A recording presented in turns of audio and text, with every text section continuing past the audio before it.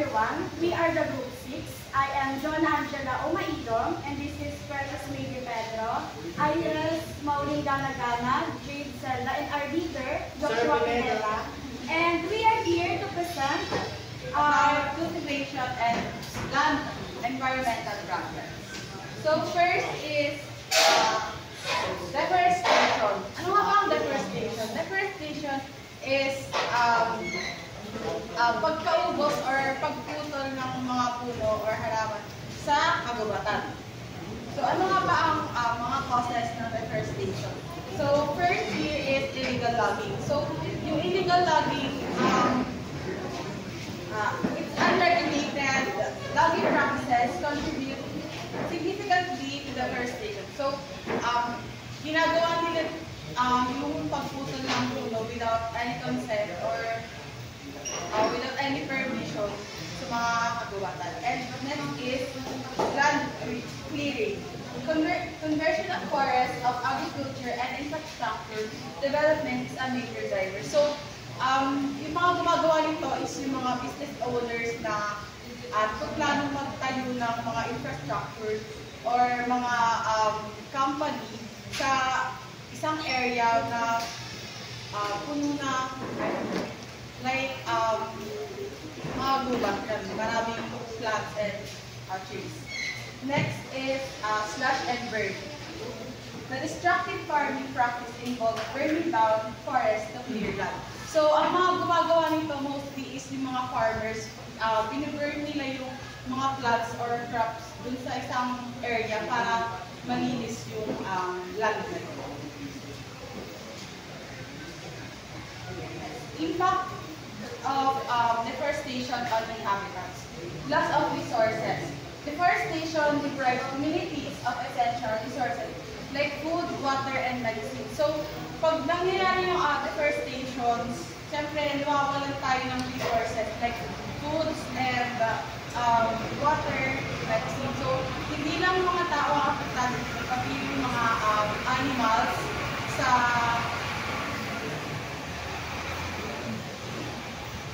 forest. And next is deforestation is it increased risk, leads to an increased vulnerability to landslide and floods. So pag pinutol yung mga puno, mas malaki yung factor na magkaroon ng baha and landslide sa area kung saan pinutol.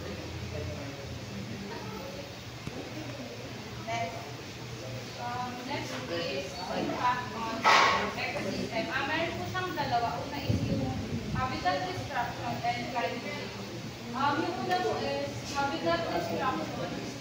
Deforestation destroys habitats for countless species, leading to the biodiversity loss. Prime example po dito is yung Philippine eagle po, na naging endangered species na po siya dahil sa unti-unting pagkasira ng habitats nila sa Sierra Madre po. Dahil sa mga ginagawang pagmimina sa kagubatan at pagka-transform ng kagubatan into bukid or taniman. Next is climate change.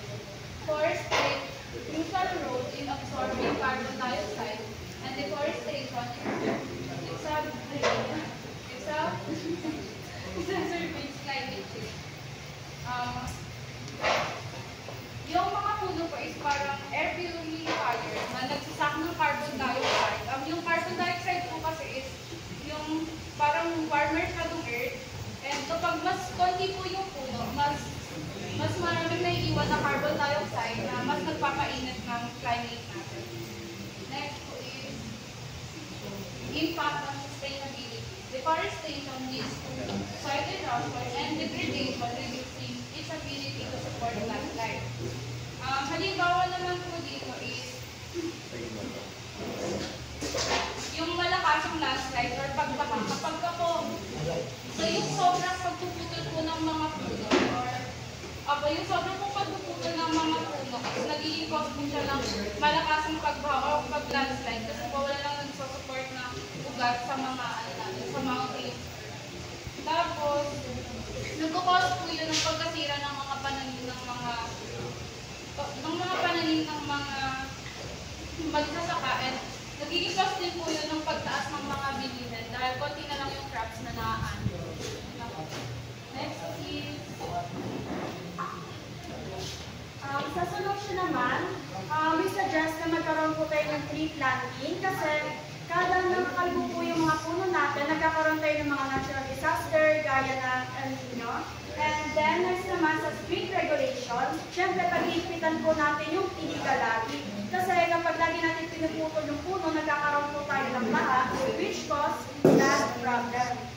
Then, naman sustainable practices, promoting sustainable land use practices and economic incentives for conservation. So, sa example naman po ng sustainable practices is, yung pwede naman tayong magtanim nang hindi natin pinuputol yung puno. Kasi syempre, di ba kapag may bakanting lupa, pwede natin taniman yun para maiwasan yung pagbaha, yung landslide. Then, maiwasan natin yung pagkakaroon ng land environmental problem. Then, I suggest na gumamit tayo ng eco-friendly, recycled materials na hindi nakaka-apekto sa environment natin.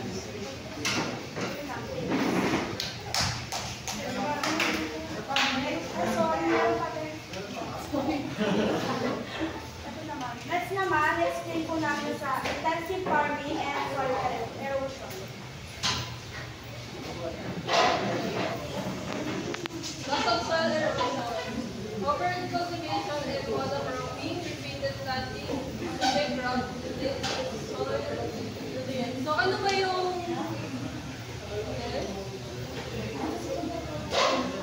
So ano nga yung intensive farming? Yung intensive farming is yung nagre-rely po sila sa machinery and mostly na papabilis yung kanilang food production, pero yung downfall po is yung soil is nabubulok and tumitigas na hindi na nila magagamit para mag-produce ulit ng bagong produkto.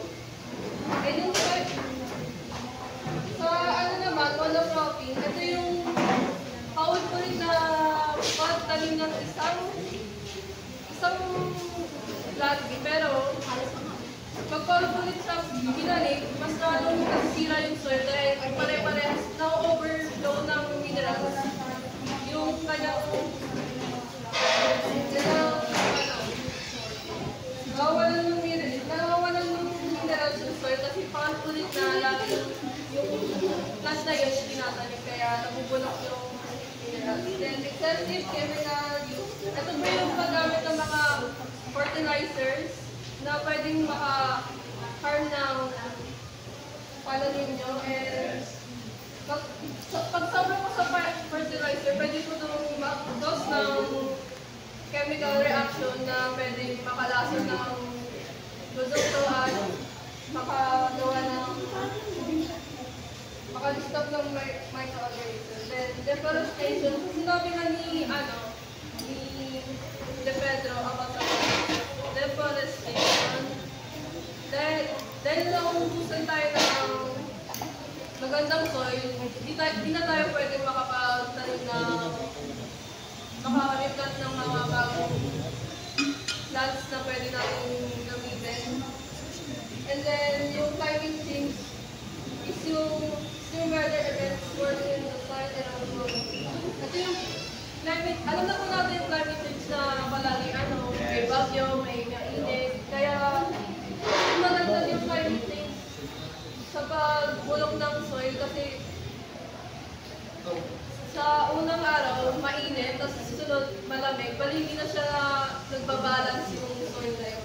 Kaya hindi na siya pwedeng talimal. And then,